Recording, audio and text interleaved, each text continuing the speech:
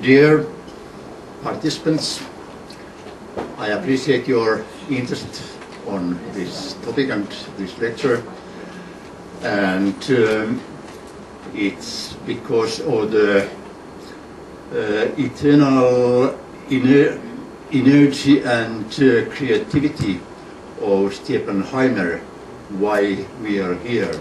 It has been a very great pleasure to be here several times and to follow what's happening here in Croatia, and it's very much the work of Stefan Heimer. Thank you very much for inviting me here once again and for your warm hospitality, and I also thank all the others. It's always nice to come to Croatia and to feel the warmth and hospitality here.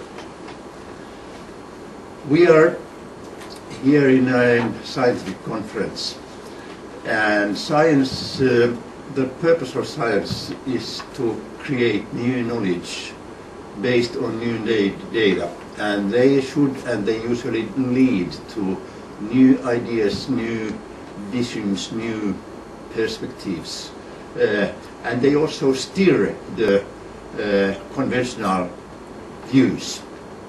And my topic is scientifically certainly not one of the hottest, but there are some aspects of these new research findings which confuse a little bit the field, or at least the topic I have, lifestyle physical activity for health.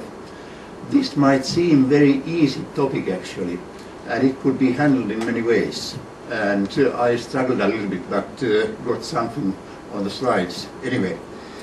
And I start with two opinions. They are both by well-known scientists and quite recent. And here you see that Dr. Stamatakis and co-workers found that despite its high prevalence, at least moderate intensity domestic physical activity was not associated cross-sectionally with improvement in cardiovascular disease risk factors or reduced likelihood of being obese. Actually, I hope I can't read all of this, so I hope you have good eyes and fast reading abilities, because my slides are bad in that way, in one word. Okay, but what's important here now, because participation in heavy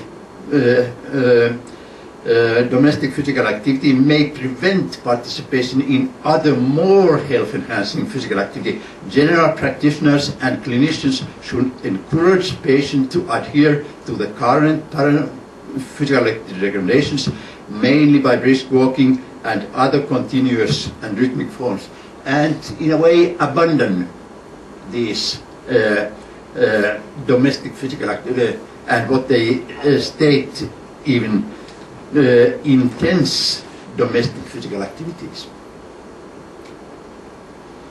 And in another paper there was more evidence for this, because this was longitudinal paper, and they found that intensive domestic physical activity may protect against all-cause mortality, but it may not offer protection against cardiovascular disease, according to this quite large study.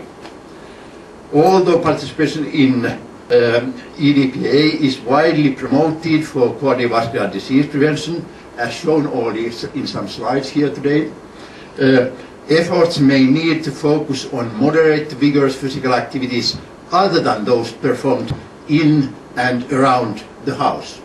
If I take this message, I can stop here and say that forget lifestyle physical activities, at least partly. No, forget domestic physical activity. Okay.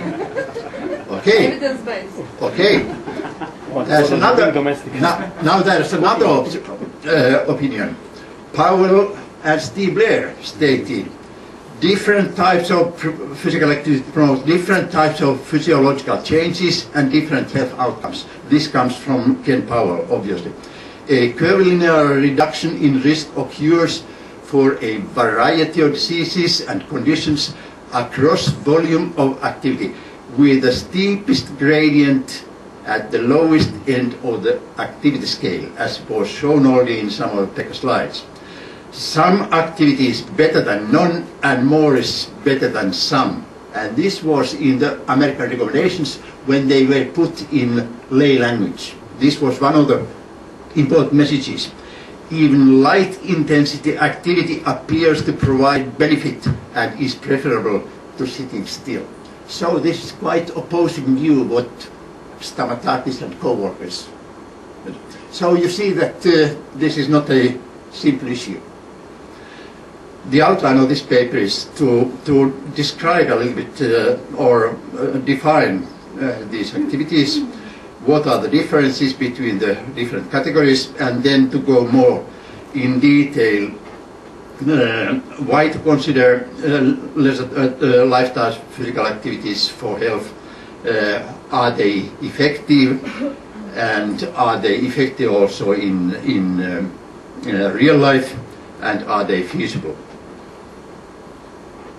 I have some slide on this because actually what these slides show that lifestyle physical activity is a soft, so to say, vague, flexible concept, and therefore it's difficult. And if you look at research papers and you put lifestyle physical activity, for instance, there is very, very great variations from really controlled exercise studies to just real life observational studies. So in research, this makes quite a lot of confusion. Anyway, lifestyle behaviors in general and practices are a mixture of habits, so they are conventional ways of doing things, more or less daily or at least weekly and so on, for a longer term. A lifestyle typically reflects an individual's attitudes, values or worldview. However, not all behaviors within the lifestyle are entirely voluntaristic. So lifestyle is something quite broad and actually a sociological entity. And in that way, there are quite a lot of connotations, meanings with lifestyle. It's not a technical definition, so to say. Then physically active lifestyle, I have tried to define it on the basis of what was said before, means holding beliefs on the individual, societal and environmental benefits of physical activity, choosing to do necessary tasks in physically active ways, and participating regularly in physical activity, and deriving a sense of self from holding these beliefs and engaging in these activities. Though, as you see, this is not at all technical. This is very much a worldview and concept of life one has, if you want to use this broad definition. And the active life process or program in Canada some tens of years ago was actually based on just this kind of definition, and therefore people have difficulties to understand what this actually means, and it caused also difficulties in implementation of the program. So once again, terms are very important always, and terms are very important in research. Lifestyle physical activities can be defined. Physical activities that a person chooses or is obliged to do conventionally in his or her life.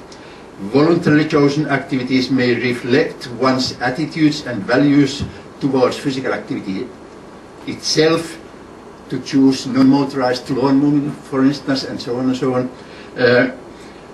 as well as or its effects, to do it for pleasure, for health, for self-image, or to gain some image among others. Lifestyle physical activities are often means to achieve something. Means to achieve something in the course of daily life, and not done mainly or partly for reasons other than physical activity itself. Daily, often at least partly obligatory lesser than physical activity, lifestyle physical activity can be called daily routines. So there are all kinds of definitions and overlappings and so on. Then some examples of lifestyle physical activities: voluntary chosen, walking for pleasure, dog walking, especially for men, it's usually voluntary. Stair climbing may be voluntary, walking or cycling to work or errands, domestic chores, hiking, canoeing, fishing, picking berries, golf, geocaching. These are really, the last ones, really lifestyle physical activity. Partly voluntary chosen, walking or bicycle to work or errands, domestic chores, dog walking for men and for women. Stair climbing, non-voluntary, walking or bicycling to work. Maybe it has to be done. No other means or errands. Domestic chores, the wives have to do those, no question. Dog walking, I have evidence that this is true, that when I go at 9 o'clock on a rainy night to walk, there are only ladies walking the dogs, not one man. What are the differences between sports exercise and lifestyle activity? I took this because there's so much confusion on this, and the more south from Scandinavia come, the more confusion there is, so to say, or more to the east from us.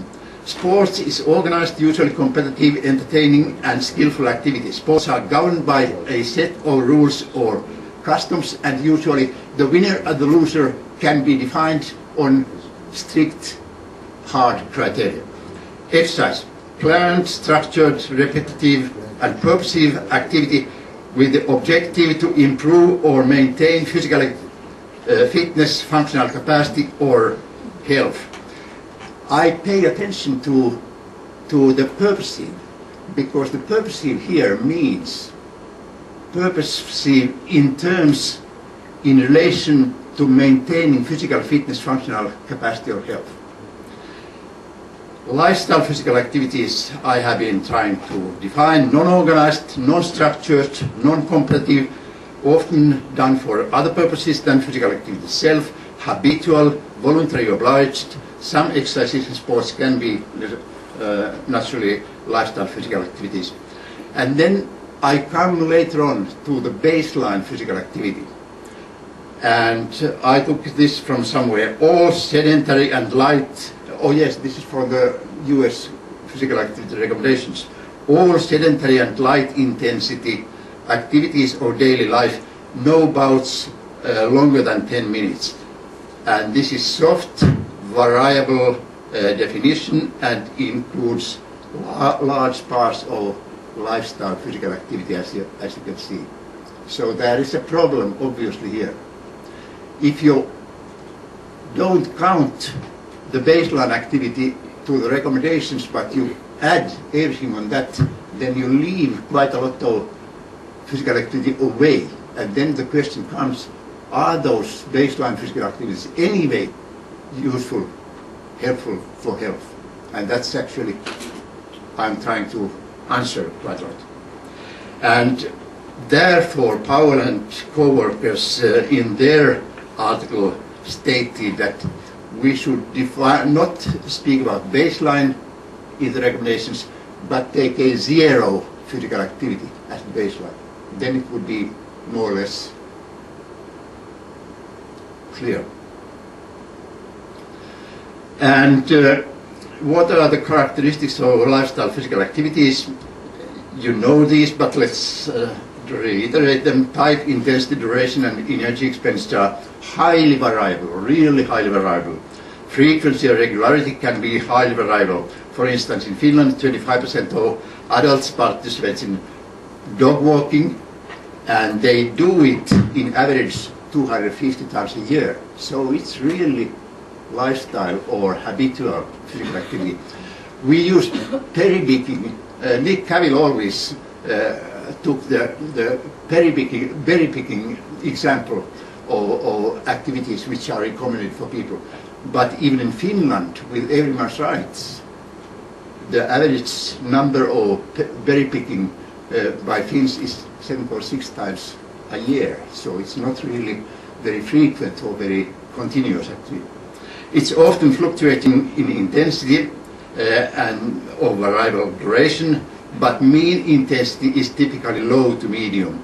And I think that the perception is very often that they are low intensity activities, but actually many of them are not, they are medium intensity activities.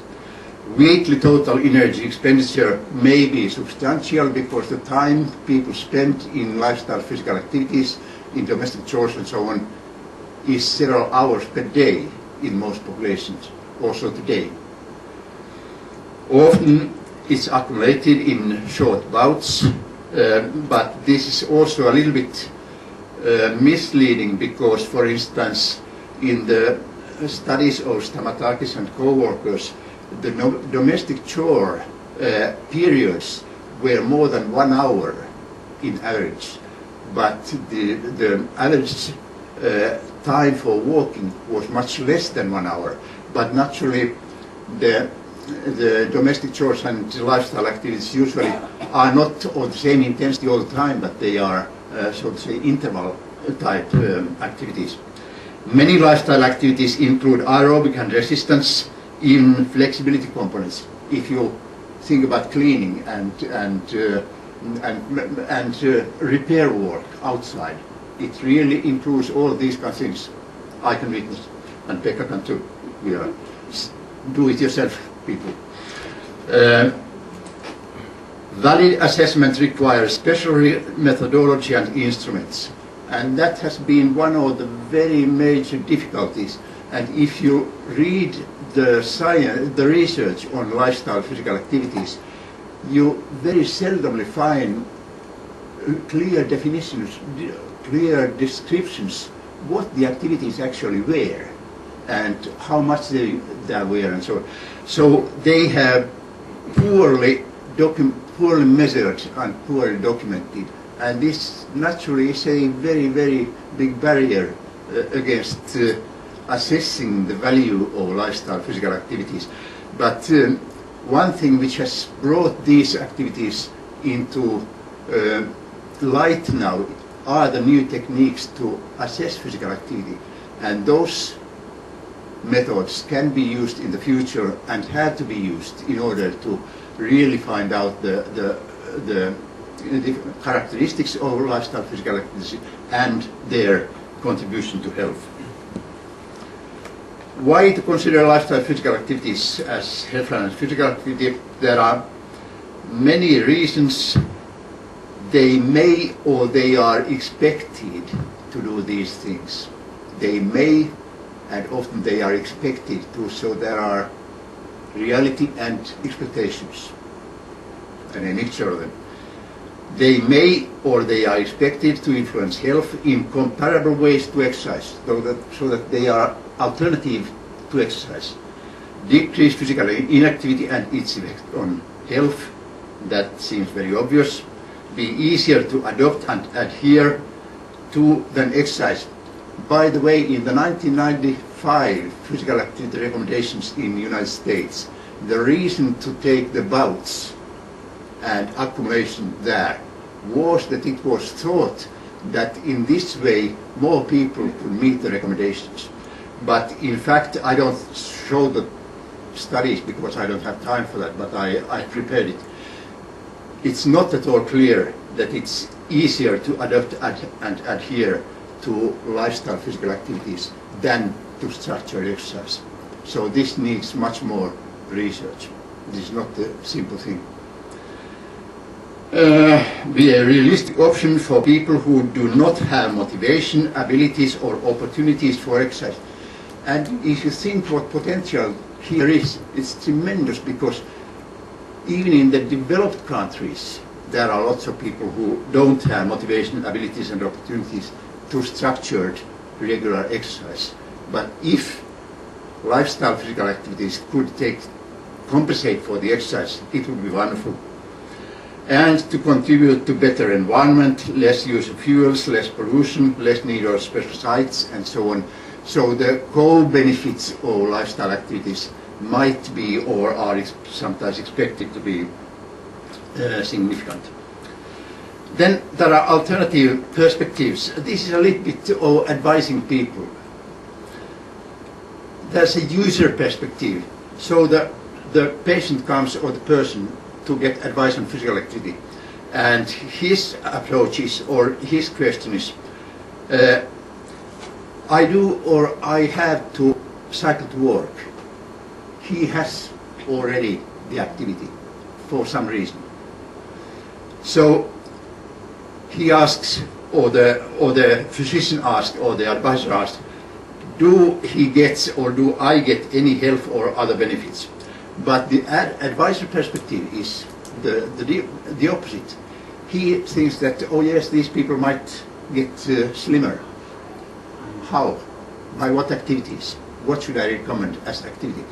And this is, I think this is an amazingly important difference, because one of the keys to make people to change their behavior is to really understand what they need, what they are interested in, what they are motivated in, and therefore the user perspective is what should be used very much.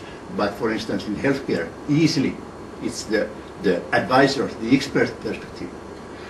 Then biological, medical versus comprehensive perspective. If you remember what was said about lifestyle, physical activities and lifestyles, it's a very broad concept, and health is there, often very marginal part. And physical health is only part of total health. And I have chosen here to focus on biological effects.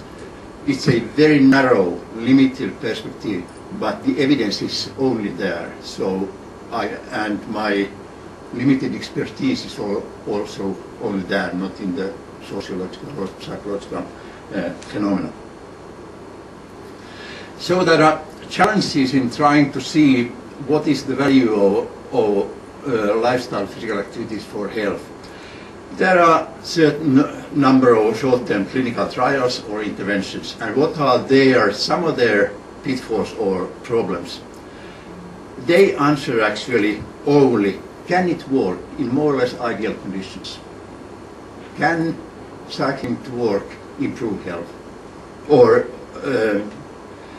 But they usually don't answer, does it work in real life? And what is needed is naturally the answer to, does it work in the real life? And these studies naturally are often too short duration, too small, and unrepresentative samples. They are often done in young, quite fit people, but actually the important target group would be older, even sick people with disabilities and limitations in moving and so on.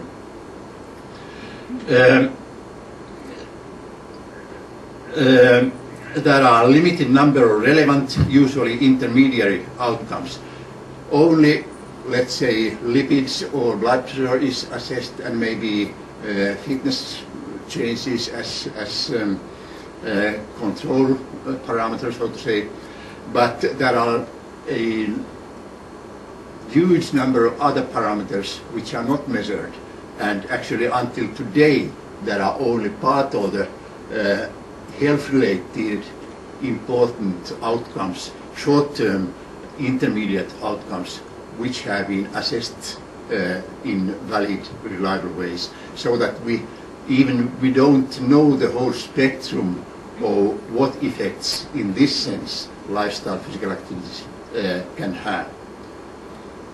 That is, in total, there is a rather amazingly small number of studies, and there is so possible bias in both ways, so that we underestimate or overestimate the effectiveness of lifestyle physical activities.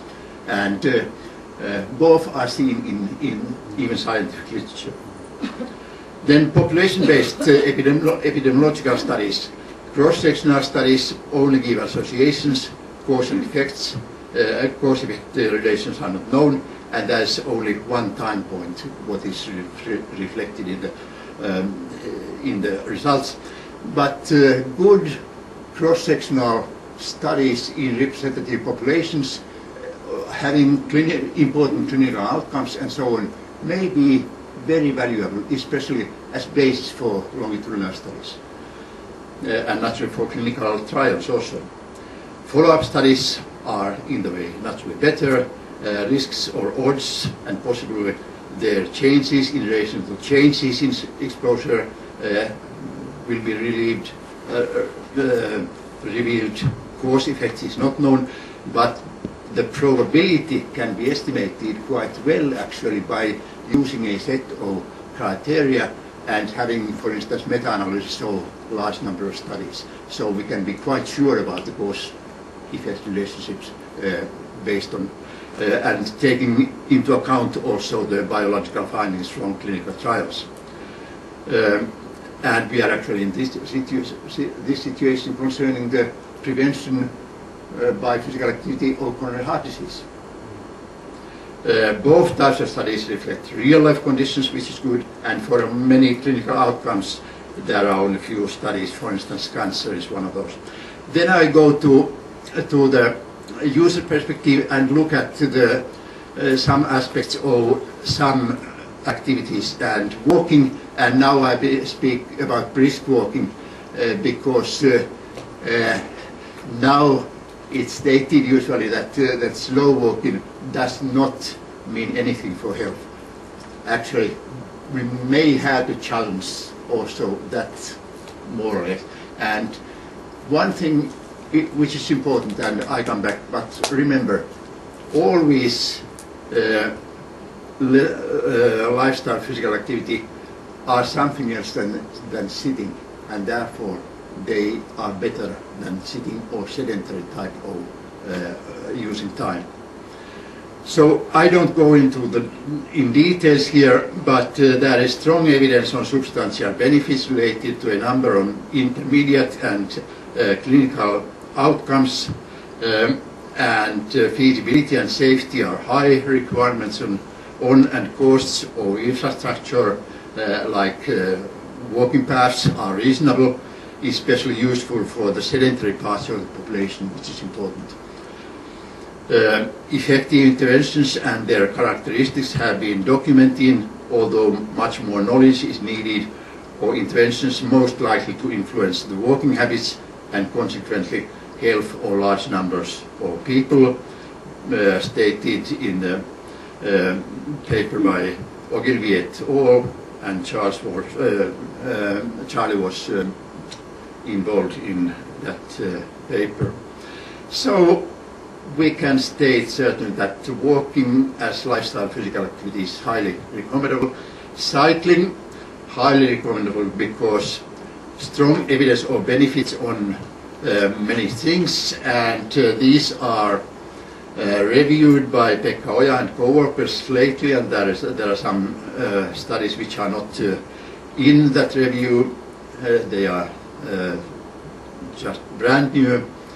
And what is important in terms of cycling is that there are several papers actually which state that health benefits outweigh the risks involved in cycling. The co-benefits, which are often quite a lot emphasized in cycling, are at least potentially important. And I think that the progress in cycling at policy level and implementation of policies is an example of the importance of co-benefits, because the transport people are not interested in exercise, not at all. It's just something. They are interested in the issue of transport. But if exercise, physical activity, can help them to achieve their goals, their aims, then they are happy to take physical activity to help them. And in this way we should market physical activity much more from the perspective of the others and not from physical activity itself. I think this has been a very major mistake for a long time. Uh, and the listed changes can produce significant economical benefits. And again, regarding cycling, I think the hardest evidence is here that investments in cycling are found to be highly cost-effective, especially in urban circumstances with lots of congestion and so on. Many of the needed changes in the infrastructure also improve the physical and social environment, also social environment, which is, I think, important. The potential to increase cycling substantially is large because most trips made by car are short, most people can bicycle, the costs of equipment are modest, and actually they are saved in urban circumstances, for instance, commuting to work, very easily in decreasing the fuel and parking costs of using private car. And naturally here we need much more changes in legislations and incentives and so on, when to use and how to use car and when bicycle. I don't go to that. And there's substantial new or recent evidence that that proves that sustainable increase in cycling is possible. Sustainable, that's a key word here, because many changes can be done for a short time. Then active commuting is naturally mainly walking and cycling, but it's not the same as to look at walking and cycling without the component of active commuting. And actually active commuting is making walking and cycling real lifestyle activities in terms of regularity, frequency, length of the periods it's practiced, and we know from studies that walking and cycling in commuting are done by moderate or vigorous intensity for obvious reasons. Actually, we don't get too early to go to work. Naturally, there is strong evidence for similar health benefits as in walking and cycling, especially in women. The core benefits as in cycling are very likely, and the potential to increase is very large. And so, policy-wise, these are highly recommendable, and naturally also individually. There's stair climbing, which was in fashion about 10 years ago, or 15 years ago. The intensity of natural stair climbing is high, and even coming down, it's quite high. There is shown effectiveness on cardiovascular fitness. Dose is known from a obscure study from Finland, not known by the Americans, for instance, at all. It's completely unknown. Good studies, slight favorable effects on cardiovascular disease risk factors, but only few studies and quite a few methodological weaknesses. So we don't actually know very definitely what are the biological intermediate effects of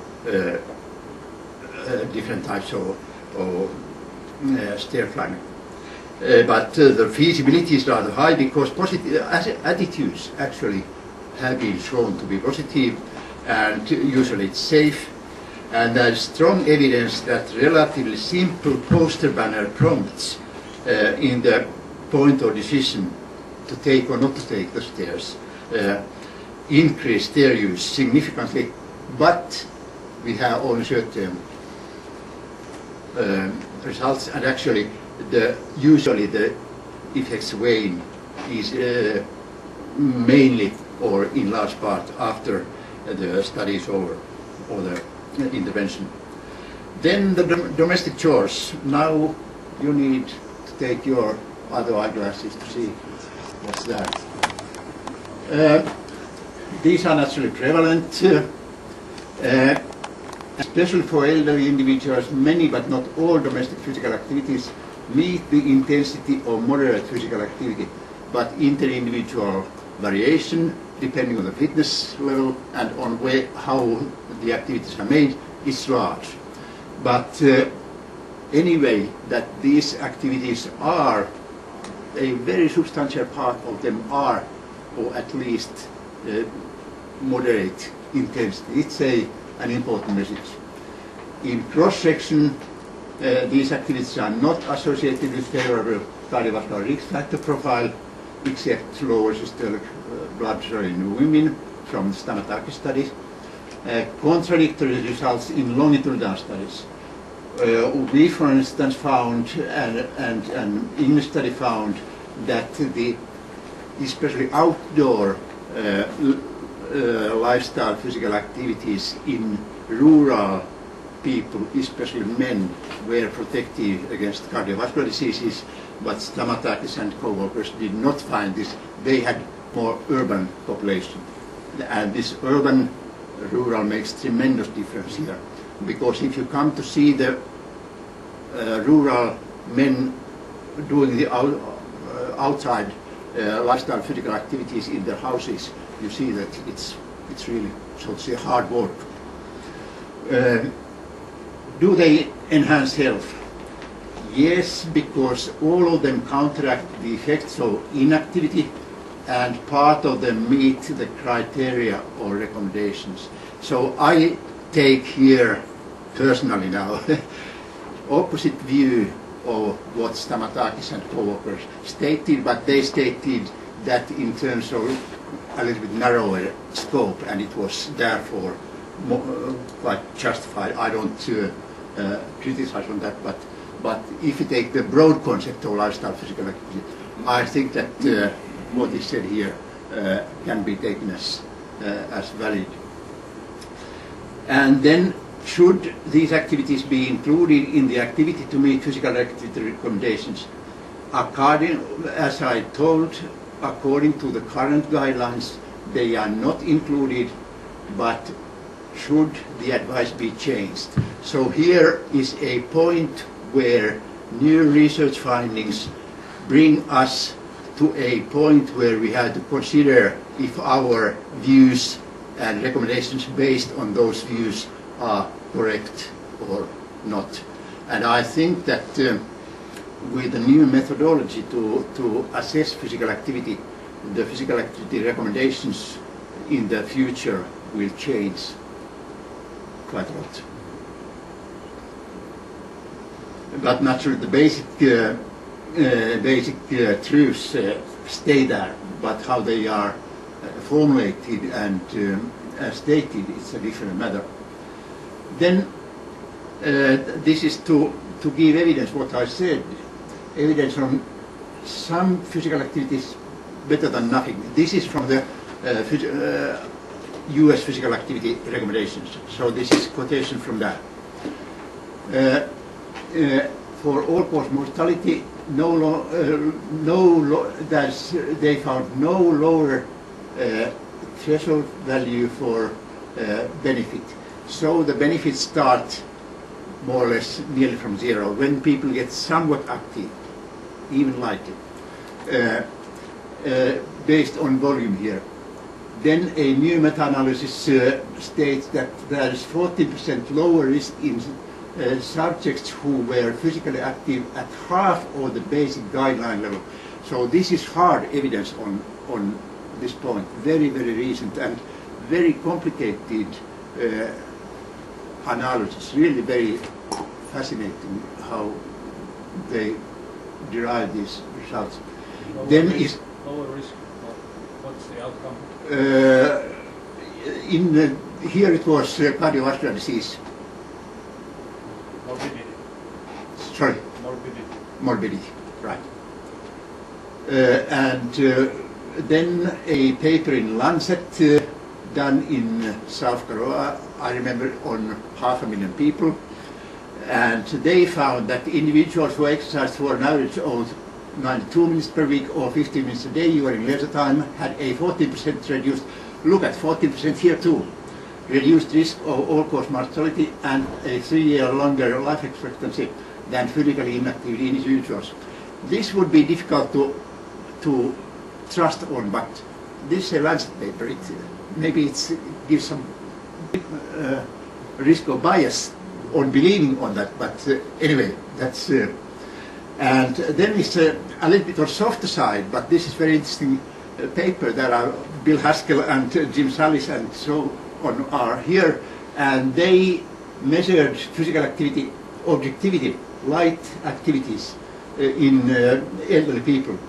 And in cross-section, objectively measured light intensity activity was found to be associated positively and sedentary time negatively with physical health, which was measured by a battery and then refined by factor analysis and so on,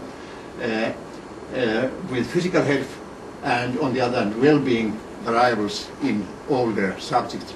And I think that this, although it's cross-sectional, this has quite a lot of message, because what older people especially need of physical activity are these variables what are here. Not so much of the hard endpoints of coronary heart disease or longer life expectancy, but better life in terms of better general health and better well-being and better social and psychological well-being. So there is, I think, increasing evidence that some physical activity is better than nothing. And naturally, if you take the inactivities, the sitting studies, they bring another dimension or approach to the same question. So that in that way, some physical activity is better than nothing is obviously true. Then I take a little bit to the lighter side. Now I come to dog walking.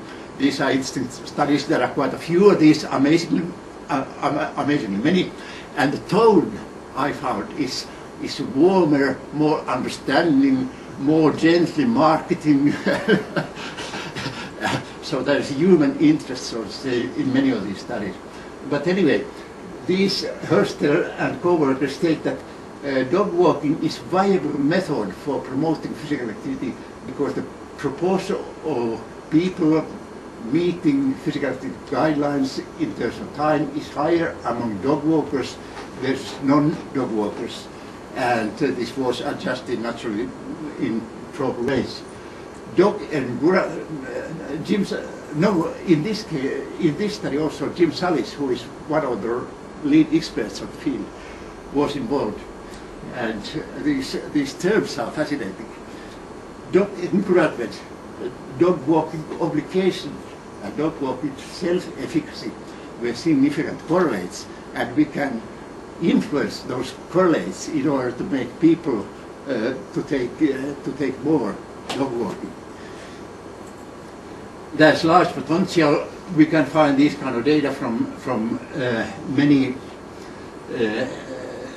countries, but what is maybe very interesting and maybe found elsewhere also, that 25 to 40% of the dogs in the United States are estimated to be overweight or obesity, like the caricatures where the man and the dog are both obese.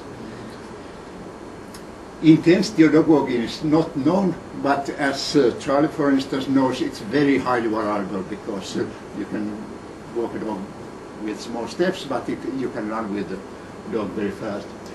There are few data on health-related effects, but what I found at least is that it may help to maintain higher usual and rapid walking speeds in elderly individuals as compared with non-dog walkers. This was pretty well done study, and I think that again this parameter for elderly people is extremely important. It's not nothing, it's not nonsense, it's real life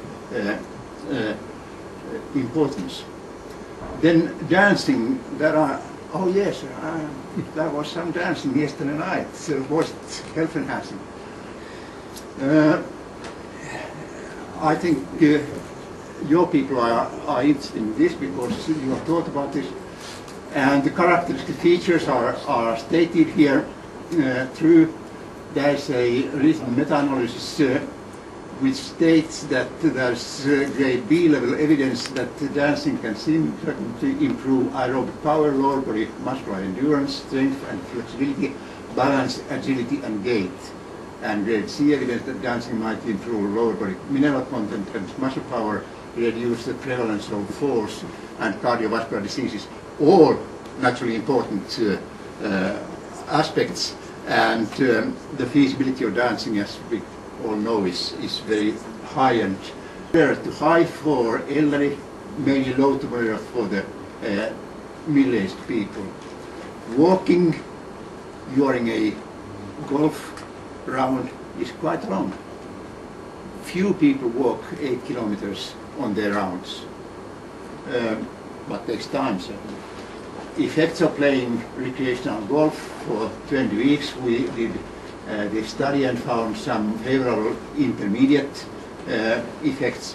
And then there is an interesting mortality study from Sweden, and you are immediately suspicious about this naturally. But this is not a bad study as such. The number is large, and every golfer is known who is golfer, because they have to register to pay the fees and have the green card, and therefore they are a group which you can really study much better than runners or whatever.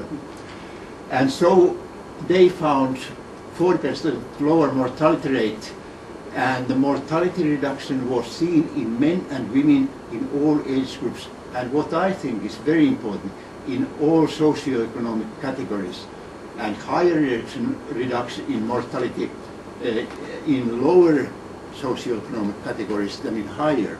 And I think this gives some credibility for the whole study also, or makes it quite a lot more interesting. And as you know, Sweden is a very democratic country, so that it doesn't matter if it's a director or working man. They all play golf on the same course with the same shorts and same clubs. So, concluding remarks, this is so to say overview of the whole logic of this presentation. There are many physical activity has effects on many of these mechanisms based on biological studies and so on.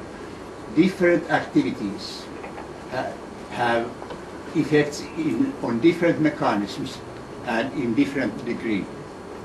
Also, small amount and light intense physical activity has effects. It does not have all effects.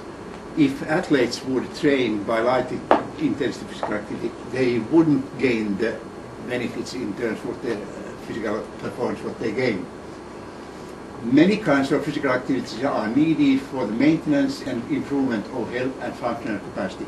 Now I bring in mind that lifestyle physical activities usually or often have many types of physical activity in the same at the same time. Already one leisure time physical activity includes often many types of physical activity, and many of them together, like people usually often do them, have been shown to have health-enhancing effects. Different lifestyle physical activities can be done in different ways, in different combinations, which is important, I think, at different times of day, week and season. So we can combine and accumulate in physical activity in this way, and having it to have many aspects. The requirements on skills, fitness, equipment and sites are often small, allowing participation of large numbers of people. And this is the policy message here, naturally, or one of them. Most lifestyle physical activities are safe. Again, important aspect. Thus, lifestyle physical activities include a very large health-enhancing potential. And as we know, this potential is only partially in use. And this potential has to be taken in more fully used. Because this is, I believe this very strongly, and have always believed that without taking lifestyle physical activities seriously and increase them, we can't eliminate or even substantially decrease the physical activity deficit in the large population. To make use of lifestyle physical activities is more economical and more equal for various population groups. And now I come to a sensitive point, as you can see.